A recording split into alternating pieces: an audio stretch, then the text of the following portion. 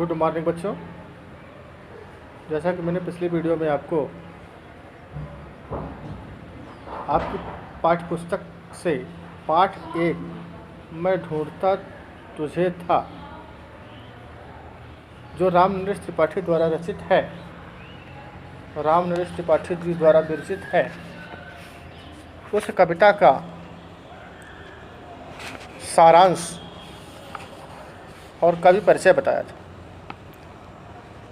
बच्चों, मैं आज आपको कविता का भावार्थ बताने का प्रयास कर रहा हूँ। आप लोग ध्यान से सुनिए और जल्द से जल्द एडमिशन लीजिए, किताबें खरीदिए, जिससे आपकी पढ़ाई सुचारू रूप से चल सके और आप अच्छे से हमसे संपर्क बना सकें। पहला पाठ मैं ढूंढता तुझे था। राम नरेश त्रिपाठी जी का ये कविता बड़ी ही मार्मिक है बेटा। मैं ढूंढता तुझे था जब कुंज और वन में,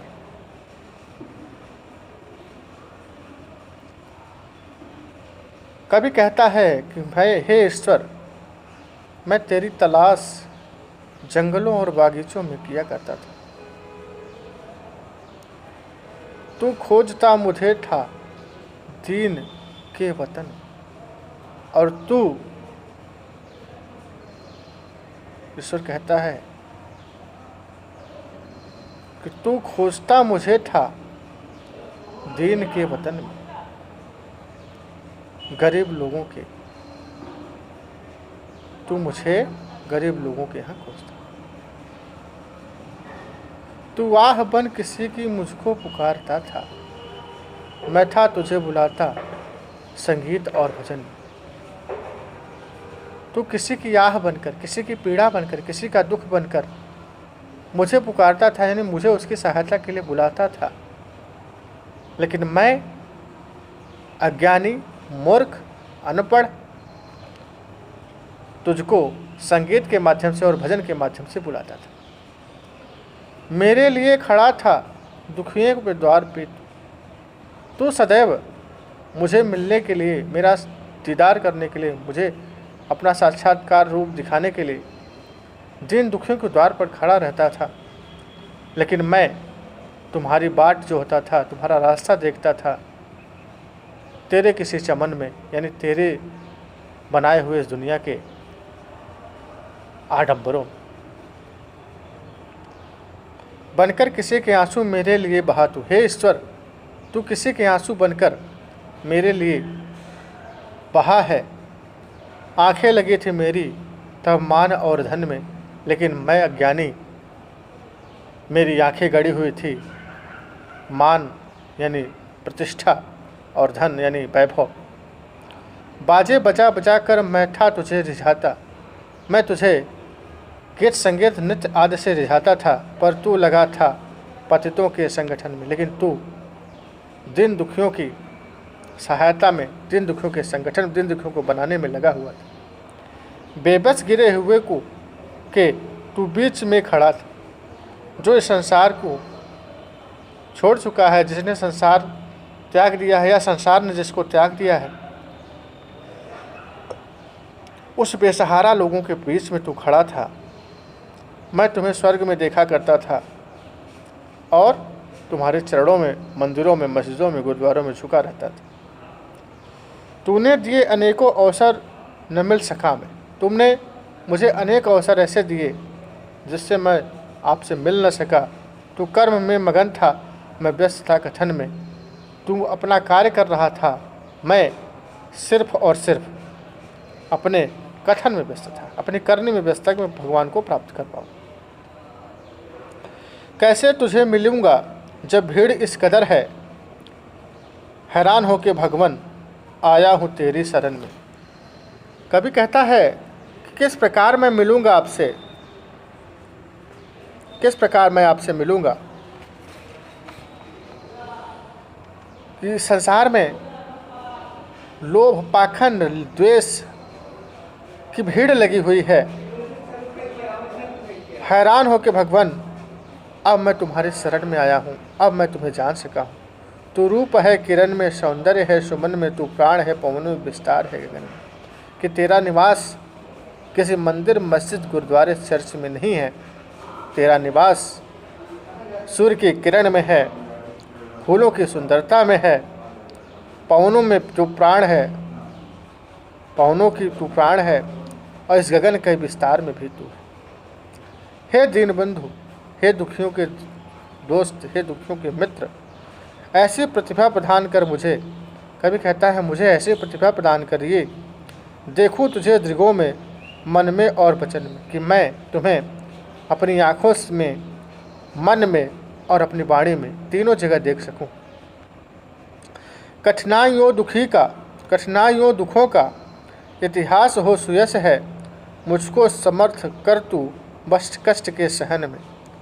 कठिनाइयाँ दुखों का इतिहास बड़ा सुयश है, मुझको समर्थ बना, मुझे शक्तिशाली बना कर तू इस कष्ट को मैं सह सकूं, इस भवसागर से पार हो सकूं। दुख में न हार मानूं, सुख में तुझे न भूलूं, ऐसा प्रभाव भर दे मेरे अधीर मन में।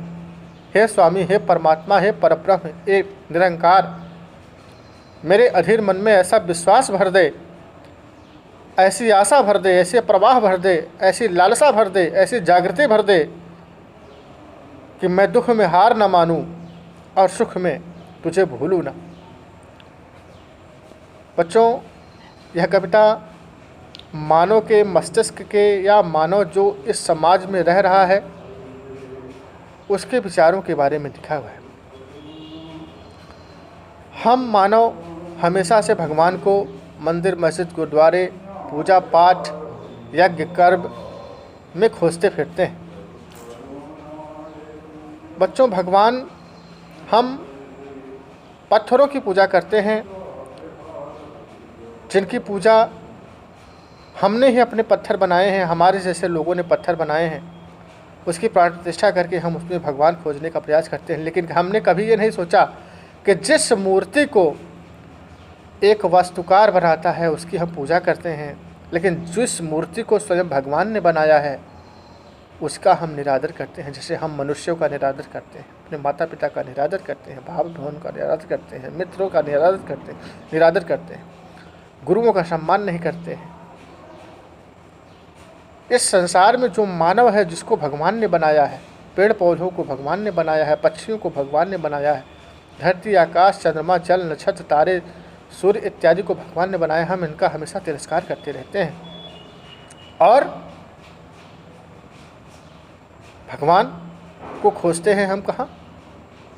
पत्थरों की मूर्तियों, तरह तरह के यत्न करते हैं। वही कवि कहता है कि हे प्रभु, मुझे ऐसी शक्ति प्रदान करे, ऐसी शक्ति प्रदान कर, ऐसा सामर्थ्य प्रदान कर कि मैं दुखियों को, दीनों को, जन पीड़ित को, वंचित को, शोषित को, समाज के सबसे पिछड़े वर्ग को तेरा रूप समझूं। मैं दुखों में हार न मानूं और सुख में कभी तेरा स्मरण न भूलूं, सबको तुम्हारा प्रतिनिधि समझूं, ऐसा कभी मानता है। अगर हम भी इस कविता के आधार पर अपना आचरण परिवर्तित कर लें और भगवान के द्वारा बनाई गई मूर्तियों का हम सम्मान करने लगें, तो यह दुनिया स्वर्ग बन जाएगी। बच्चों, हमें स्वर्ग जाने की ज़रूरत नहीं होगी, क्योंकि जहाँ पर सुख संपदा वैभव भाईचारा व्याप्त होता है, स्वर्ग वहीं होता है। कलह की दुनिया, कली की दुनिया।